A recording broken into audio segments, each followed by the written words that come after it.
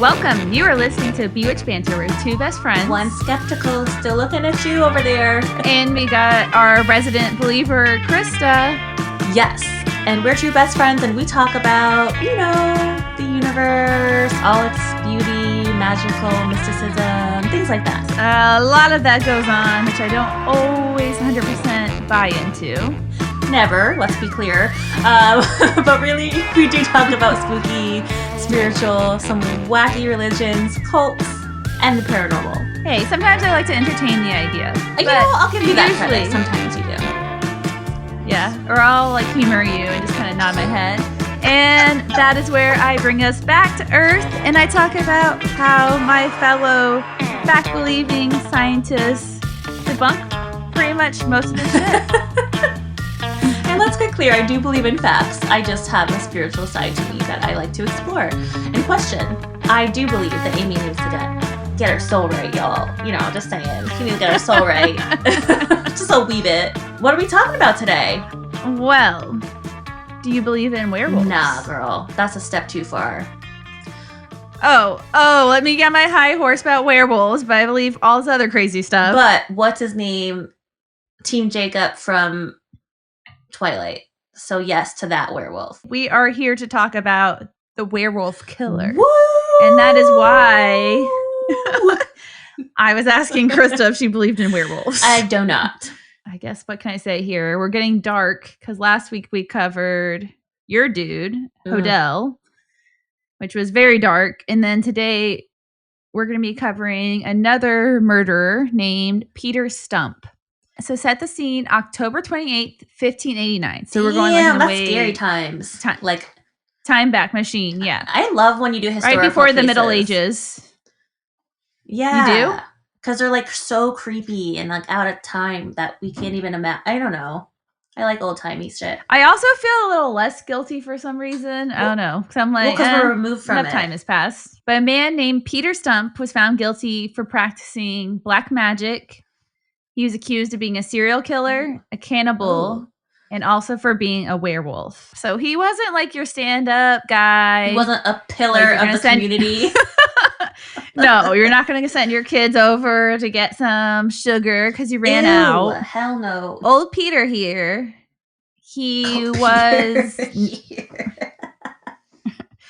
was known for basically acting like a werewolf. And he was known for killing and eating animals, which we'll talk about, children, and then men and women in his hood.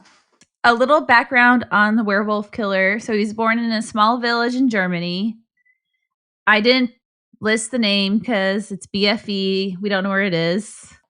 His exact birth date is not known, and it's due to because his birth record was destroyed in the 30 Years' War. I'm surprised they even had them back then, to be honest. I didn't think... I kind of thought... I didn't think that was 1700s thing, but good for them. Yeah, I felt like then you just pop them out and you're like, meh, that's a human. So this is an interesting tidbit about Peter. It's believed that his name actually isn't Peter Stumpp. They believe his real name is Abel Griswold, but Clark Griswold. Historians aren't. Yeah. Where's the Tylenol? he's the werewolf here. But if you read stories about him, or not stories, publications, the spelling will change, and sometimes what they refer to him changes. But they think that he eventually was nicknamed Peter Stumpp, and that was because his left hand had been cut off, and leaving him having a stump, and if you said it in German, it'd be Stumpp. Okay, I knew a kid with that last name actually spelt that way, yes. The Germanic way. Yeah, so they think that it might not really be his name, it's just nicknamed from his hand. He was a farmer from the small village of Bedburg. He was a widow with 2 children. He had 1 son and 1 daughter. But like most manipulative assholes, he lived a double life. He was known, I feel like a lot of stories when we most stories start out with oh, he's a kind gentleman, he's considerate, he's well liked in his small community. And we know being a murdering asshole is obviously leading a double life there. That is not the case. A publication was published about him in 1590, and it's a 16-page pamphlet, and it basically discusses his dark, sinister ways. Did you know there was such a thing as werewolf trials? Yes. Okay, yeah, because I've heard of them, but I don't really know. I've only heard like one podcast on it. It's been a while, so.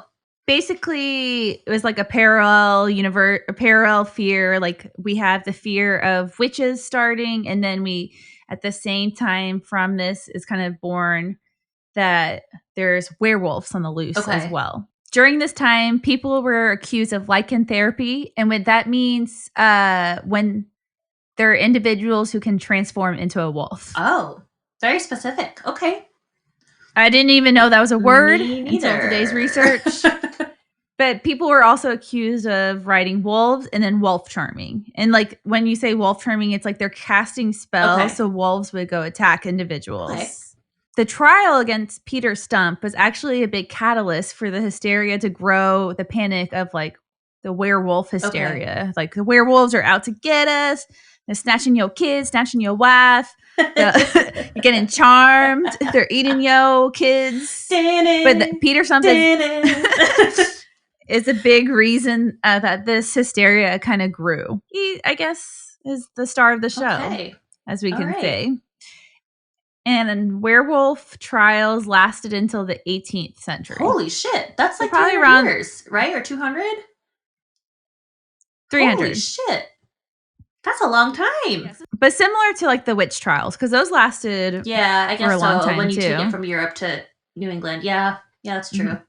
A lot of it coincides and is similar to the witch trials. It's often the outsiders, like someone's like could be seen as a beggar or hermit. Just like the old witch trials too, a lot of these people wouldn't confess to being guilty until they had been tortured. So they were basically tortured to confess.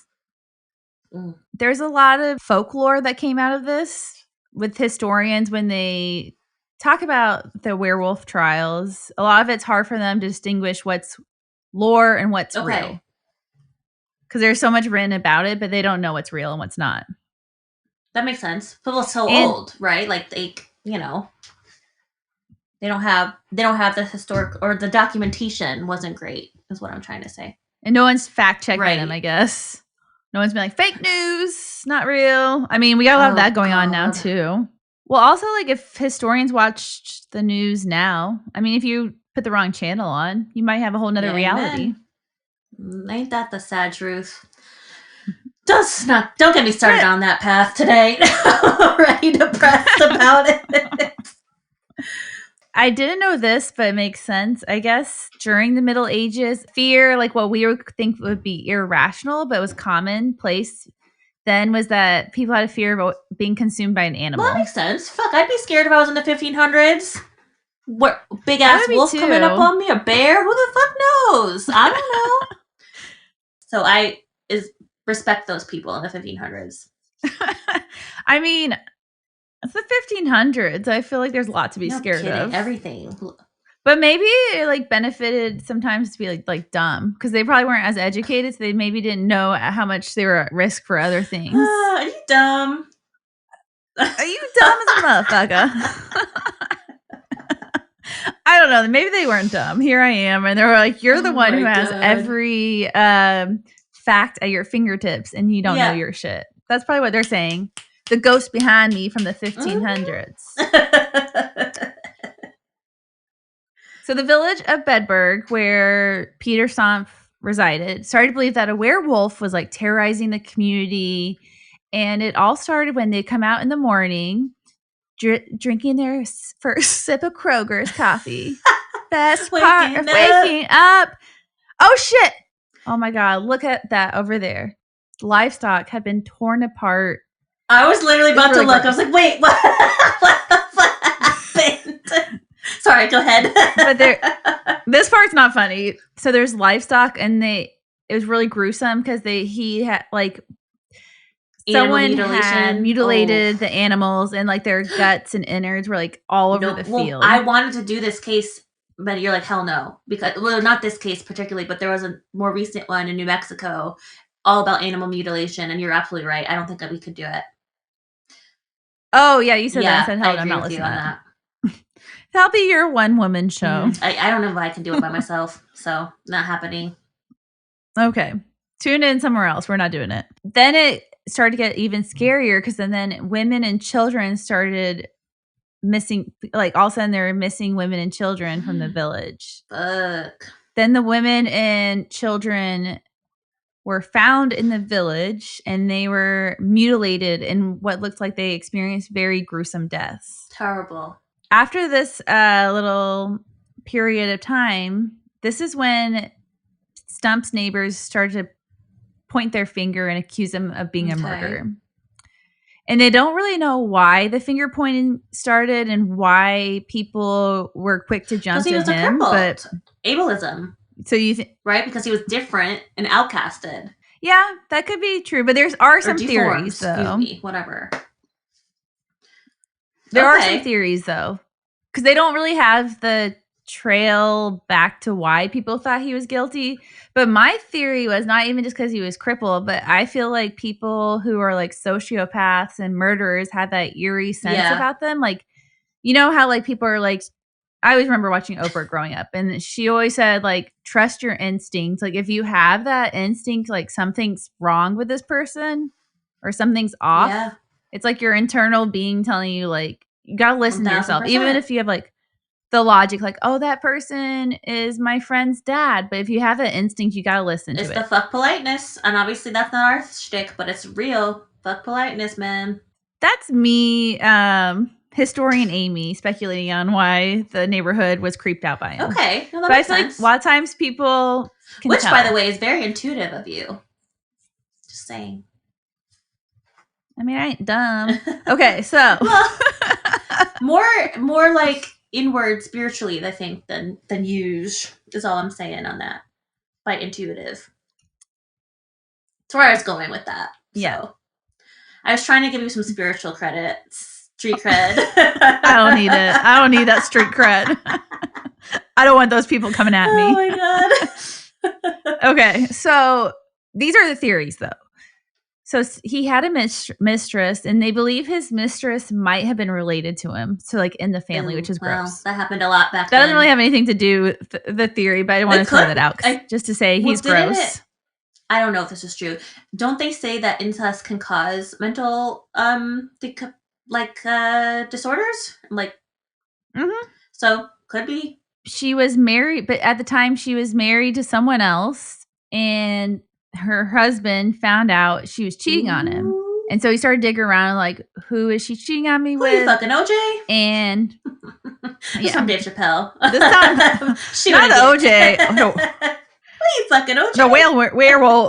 The werewolf killer. And her husband's like pissed off as hell, and he's looking into it, and then he finds out it's Peter Stumpp, and that's when he like suggests, he's like, you're not only cheating on me with him, but he's the werewolf killer.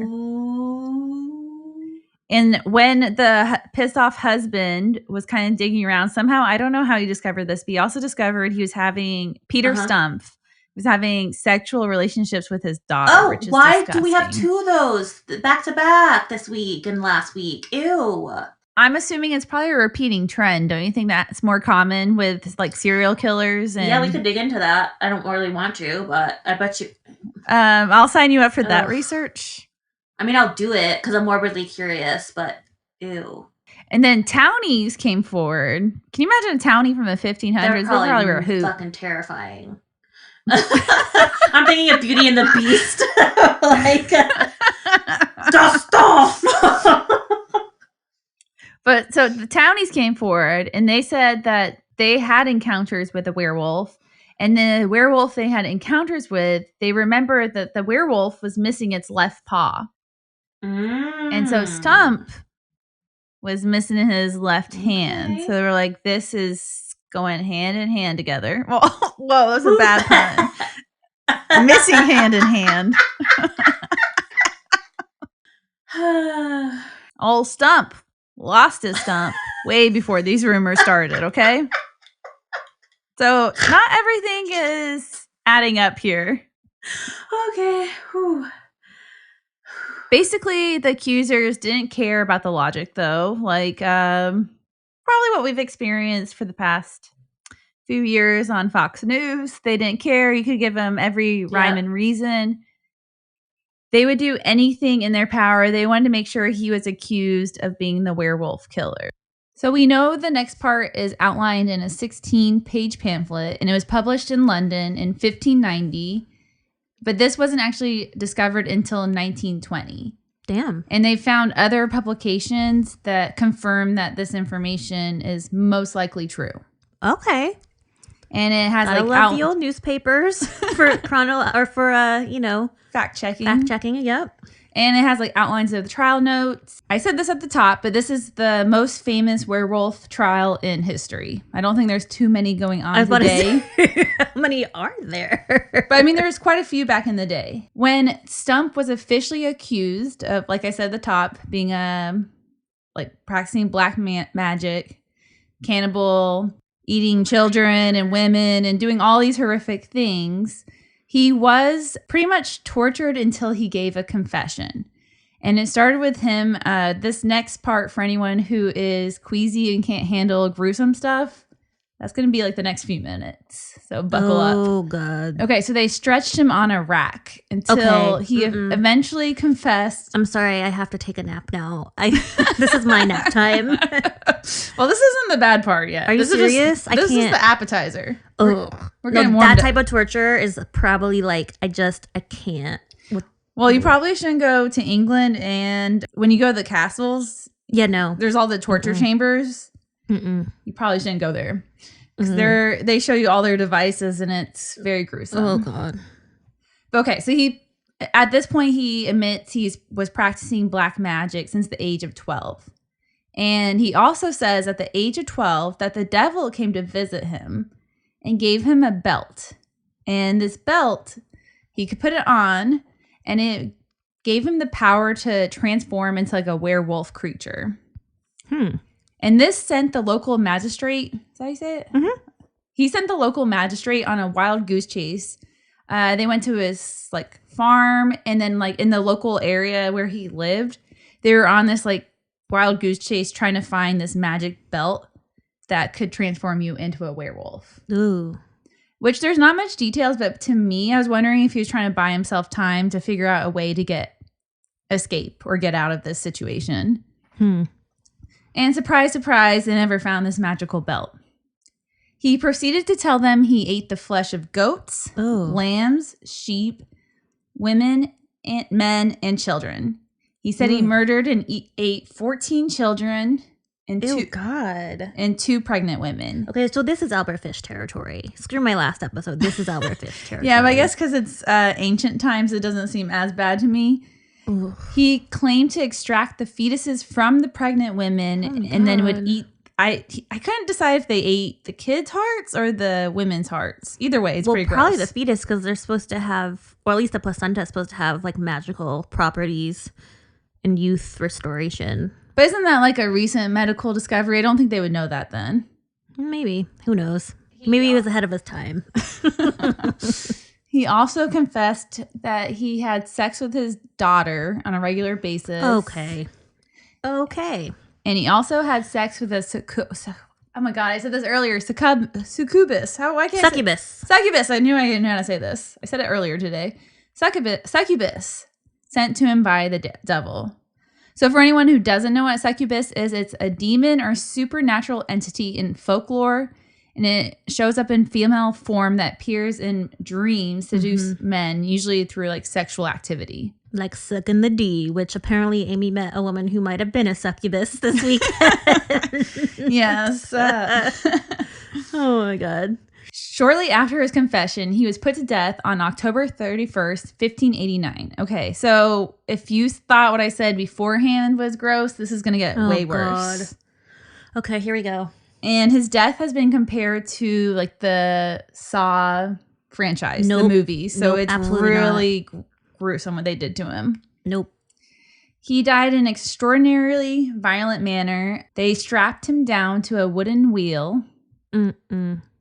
Flesh was torn from his body in 10 places with red-hot pincers. Oh, my God. Followed by his arms and legs. Nope. Then his limbs were broken with the blunt side of an axe head. And this was all to prevent him from returning home or returning from his grave. Oh my God. And then he was beheaded and then burned on a pyre. Jesus Christ.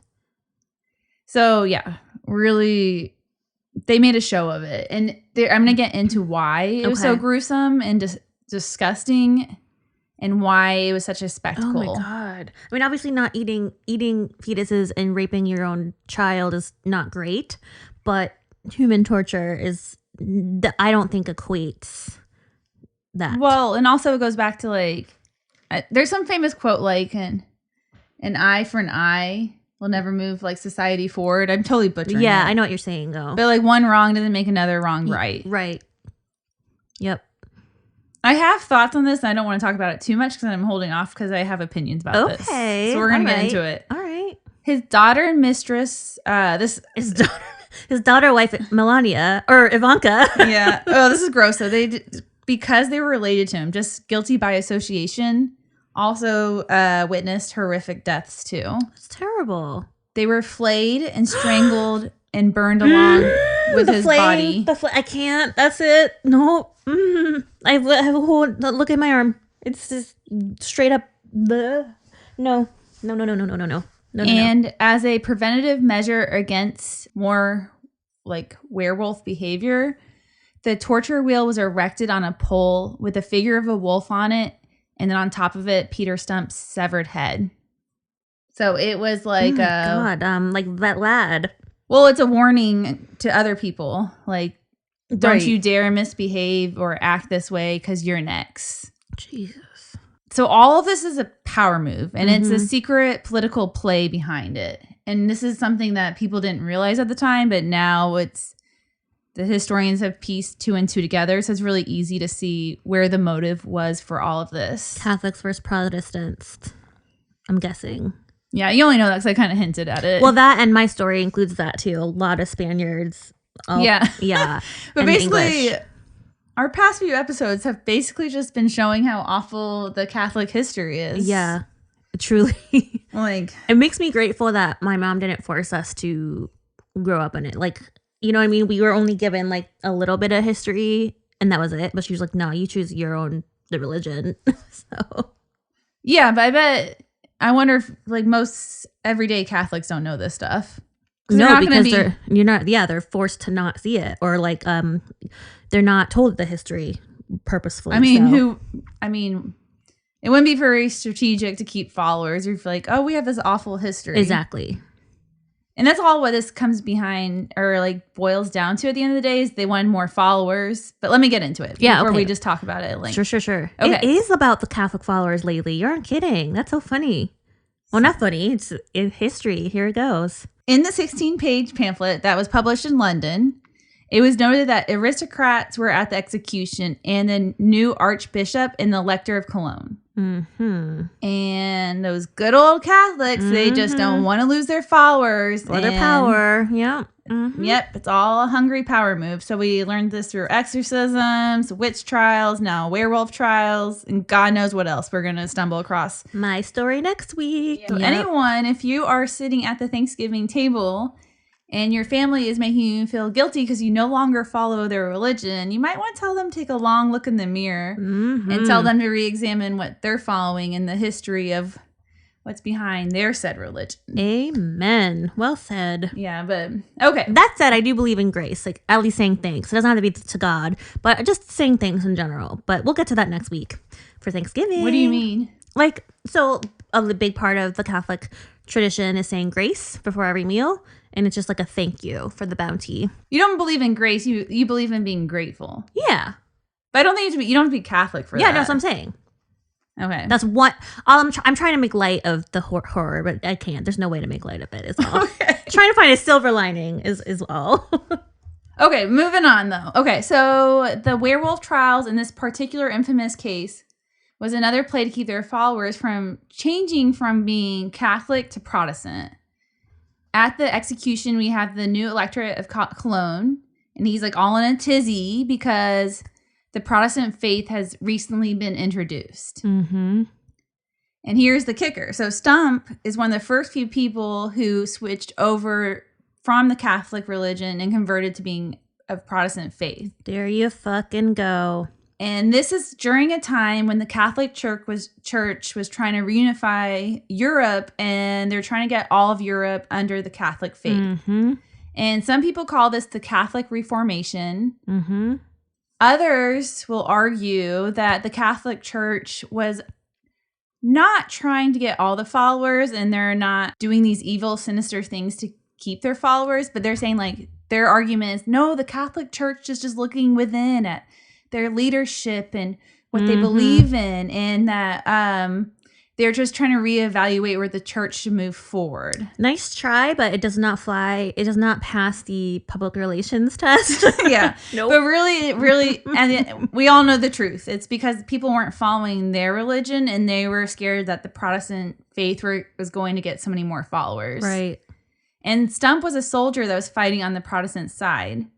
And all the crimes he was accused of doing or was committed of was during that time where we have this political and spiritual warfare that's happening. Mm-hmm. So it's almost like he's the enemy of the Catholic people. Mm-hmm. So it, to me, all kind of, it's all adding up. Yep. Public enemy number one. It was in 1587 that the Protestants were defeated, and the new Lord of Bedburg, and that's where Stumpp resided, made Bedburg Castle the headquarters of the Catholic mercenaries, whose mission was to reestablish the Catholic faith. This leads most people to believe that Stumpp's werewolf trial may have been performed to persuade people to stick to the Catholic faith. Yep.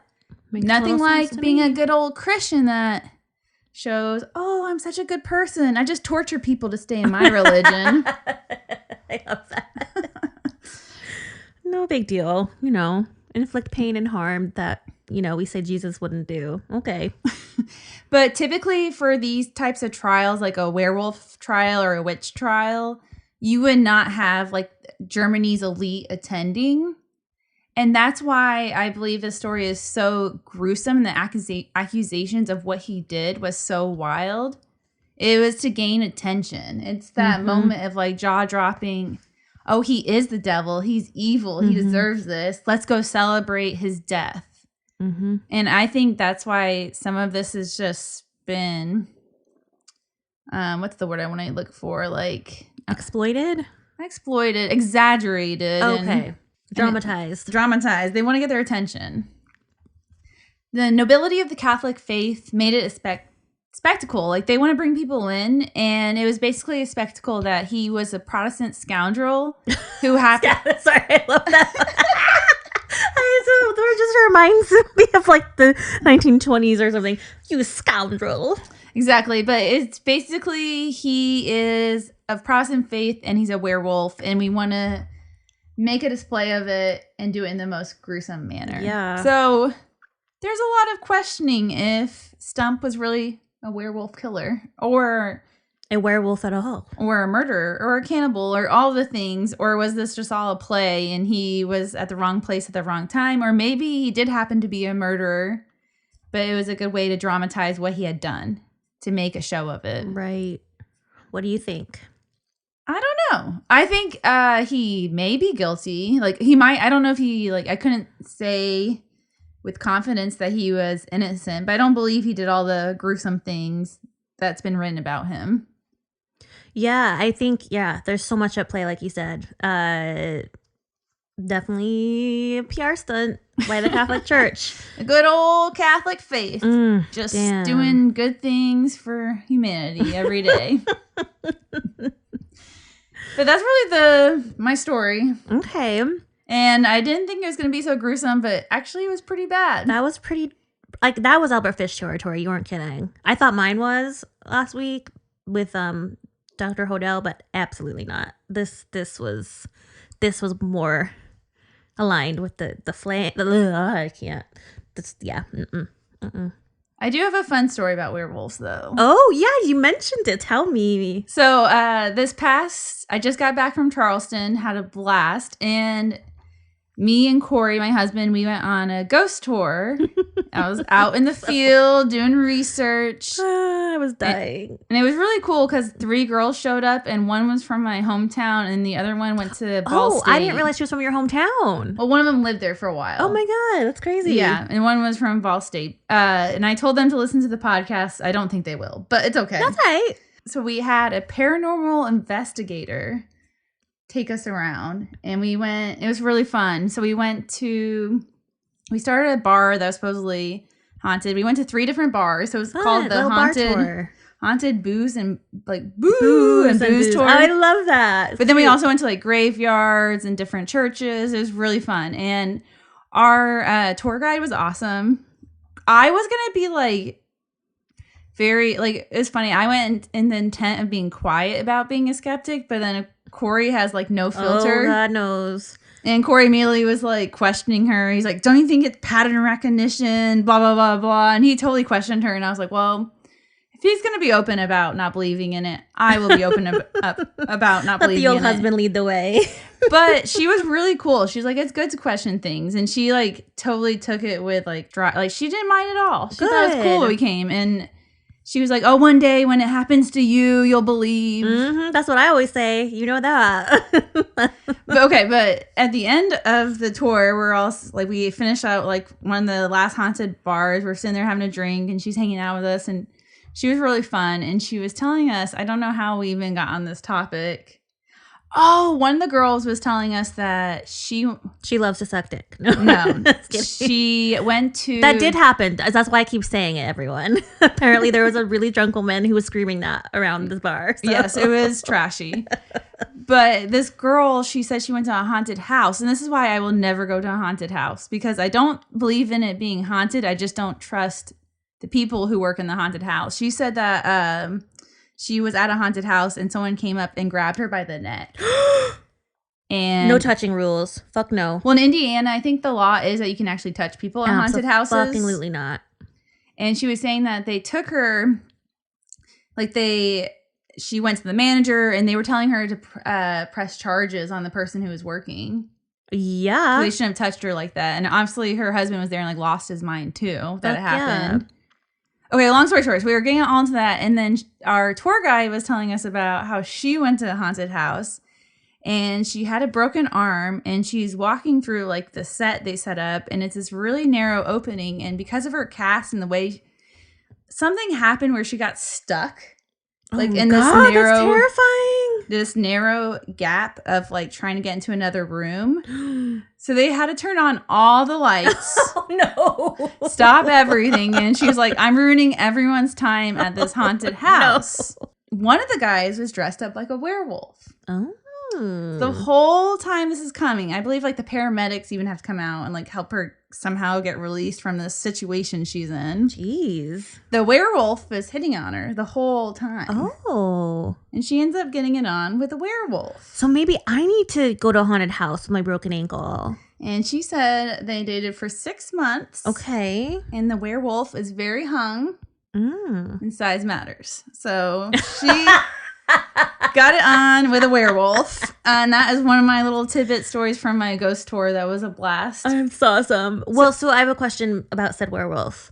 A, what's his number? B, should I go to that haunted house? Oh, and then another girl, that was there, she kind of got mad. Like, it was funny that, well, at the end of the night, she had like a few drinks in her system. She asked me and Corey, she's like, why would you come on this if you don't believe in it? Why is it your business, Karen? And I told her, I was like, well, to be honest, and I told the tour guide this too. I said, I don't believe in it, but I thought it'd be a really fun opportunity. Like, I love hearing stories. Yeah, history. And I want to learn about the history of the town. But this girl, every place she went, she thought she felt something. Oh, God. We were like walking through this. It was supposed to be one of the oldest streets in Charleston. It's like an old cobblestone street. And our tour guide kept asking us if we felt something. And she's like, yeah, I felt something pull on me. And then at one point she showed a picture to us of like everyone on the tour it was of her son. And there's like a light, it's supposed to be an orb. And she showed the tour guide. And I think the tour guide dismissed it. She was kind of like, that's kind of bullshit. And then Corey said, I can't remember. Corey said something and he was like, oh, did I offend you guys? Like, because you know how Corey is. Mm-hmm. And the tour guide whispered to me, she goes, no, I think she's pissed because I didn't believe in her orbs. I love the tour guide. Yeah, but it was just funny. Like every little place she went, she said she felt something, and I was just like, God. "Come on, you just think that because you've been told the history Exactly. now that the ghost is here." So that's Right. my really long story. About No, my I'm ghost so happy you tour. had a good time. You were looking forward to it, so I'm It glad was to hear a little fun. bit more about it finally. So, yay! Well, Miss Amy might have to get back to work. No. Oh, I do actually. So let's end the podcast here. All right, peace, bewitches. Peace. Ow!